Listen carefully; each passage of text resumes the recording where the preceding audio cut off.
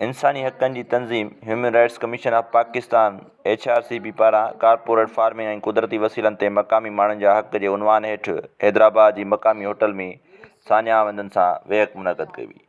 Programme जी शुरूआति में HRCP Hyderabad जी coordinator कुफराना आराई आयल महिमाननि खे भलीकार कयो। प्रोग्राम ऑर्गेनाइज़र इमदाद चांडियो गॾिजाणी जी कार्रवाई हलाईंदे चयो त HRCP इंसानी हक़नि लाइ आवाज़ उथारींदी रही आहे।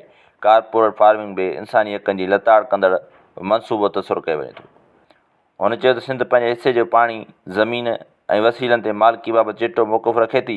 कारपोरेट फार्मिंग मनसूबे जा मुख़्तलिफ़ मरहला शुरू थी विया आहिनि, पर सिंध खे कारपोरेट फार्मिंग मनसूबो क़बूल न आहे ऐं सिंध उन मनसूबे के ख़िलाफ़ मज़ामत कंदी। जो कारपोरेट फार्मिंग है ये छोटे किसानों का इस्तेसाल है।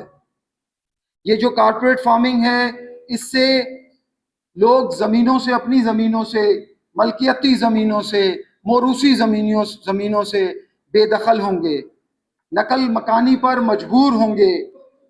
ये जो कारपोरेट फार्मिंग होगी इसमें मुनाफा अव्वलीन तरजीह होगा, इंसानियत नहीं। दोस्तों, आमदनी की अदम मसावात में मज़ीद इजाफा होगा। साथियों, इस सारे प्रोजेक्ट में माहौलियात को नज़रअंदाज किया गया है। दोस्तों, पानी पहले ही कम है, ना होने के बराबर है। मेरे सिंध के 10 डिस्ट्रिक्ट ठट्ठा, बदीन, सजावल, कराची के 7 डिस्ट्रिक्ट्स ये पानी की अदम दस्तयाबी की वजह से नोह कना हैं, लेकिन इस पूरी मुमलिकत को नजर नहीं आता क्योंकि उनके पास पानी मौजूद है, उनकी जमीन में से भी पानी है। हमारे यहाँ पेट्रोल निकलता है तो वो वफाक का, हमारे यहाँ गैस निकलती है तो वो वफाक की, हमारे यहाँ जमीन से कोयला निकलता है तो वो वफाक का, पूरे पाकिस्तान का।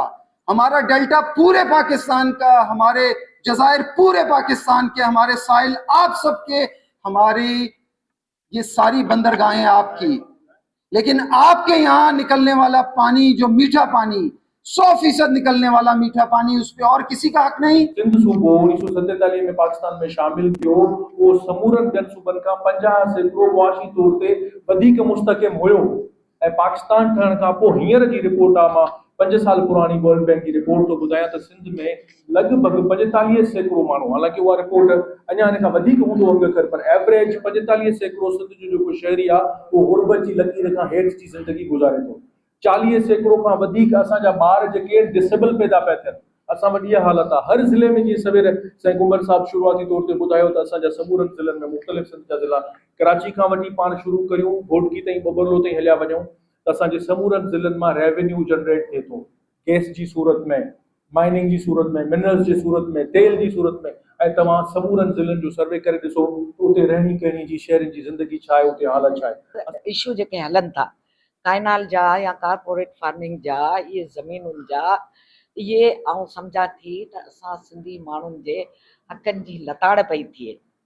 जेका बि लताड़ थिए थी उन जे लाइ हींअर जेको वकीलनि त स्टेप खयो, वकील त अॻियां आया, उन्हनि खे असां सलाम था करियूं, सलूट था करियूं, एप्रिशिएट था करियूं, पर जेको सॼो अवाम जेको उन्हनि जेका पुरअमन तरीक़े सां जेको पंहिंजो किरदारु अदा कयो, उहो असांखे नोट करणु खपे। ऐं असांजे वसीलनि ते जेके बि काबिज़ आहिनि, असांजा टोटल जेके माशी वसीला आहिनि, पाणी खां वठी, कारून जबल खां वठी, असांजे ज़मीनुनि खां वठी, असांजी सभिनी शयुनि ते जे शइ खे था खणूं उहो असांजी जियापो आहे। मिसाल पाणी असांजो जियापो न करे आहे त सॼी ज़रात सॼे पाकिस्तान खे सम्झो था 80% हलाए सिंध ते। ऐं उहो पाणी जेकॾहिं उनखे बंद वधी, भाइयूं पिया कढनि बंद वधी, त इहो पाणी ते असांजे जेको आहे दाड़ो इहो बंदि थियणु खपे, असांजे ज़मीनुनि ते दाड़ो बंदि थियणु खपे।